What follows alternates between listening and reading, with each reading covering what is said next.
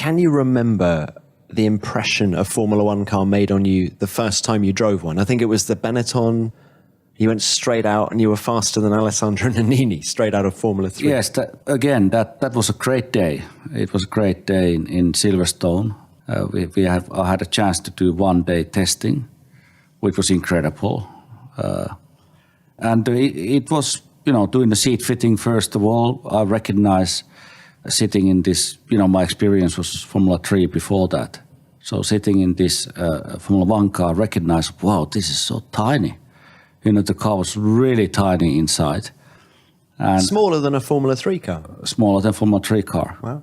And I recognized immediately like, this is not so pleasant. This is not so comfortable to, even of course, Formula 1, you designed a special seat, designed for your body, but even the driving position, you weren't able to do that how you wanted to do. It was something that, it was so tiny.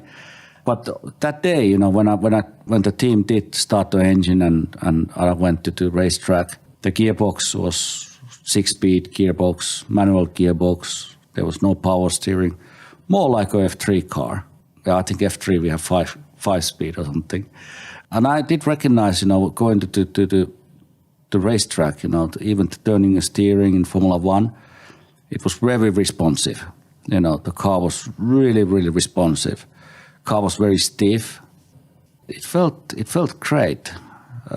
And how hard was it to be quick? No, it was not too difficult. But what was impressive was, of course, the power. It didn't matter what gear you were in and you accelerating, just the torque was massive. And of course, when you put the 6th gear and you hang straight and you put your foot down, you're thinking, holy shit. This is not going to stop. It just keeps accelerating. And in that time, and the hangar straight in Silverstone, you had a corner called Stowe. And I think still called Stowe. Still do, yeah. But it's changed the profile of the corner. It changed the profile. Yeah. So that time, the corner was nearly flat. So you just had a lift and you're going in. And when you're heading there to 300 kilometers per hour, it was a incredible feeling to experience the grip of the tires, downforce what the car had. So I felt immediately like, okay, I can push. I can come on a limit. The car doesn't slide on the front. It doesn't slide on the rear. I can just go faster and faster. And it was not too difficult to go fast. Is that a reflection on your talent or on the car being quite easy to drive? Or both? It was a combination. It was both. The car had one balance problem, and it was not happening at high speed. The high speed, the car was really good.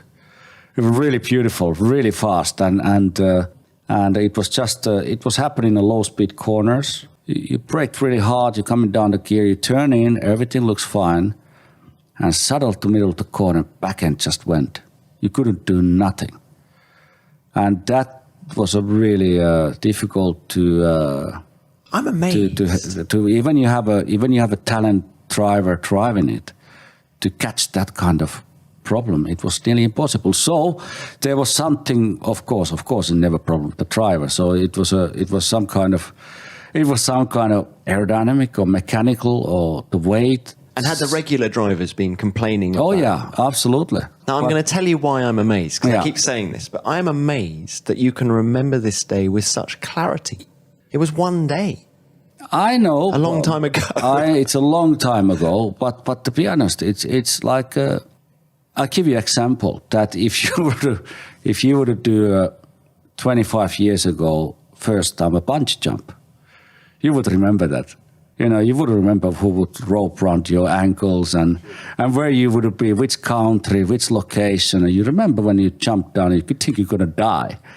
That's the same thing. Formula 1 is so fast that when you lose the control, the first thing in your mind comes, this is it.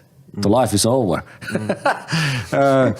Luckily, of course, in Formula 1 tracks, you have safety areas and this and that. So it's a different thing. But again, this shock, what you're getting in your memory, you never forget.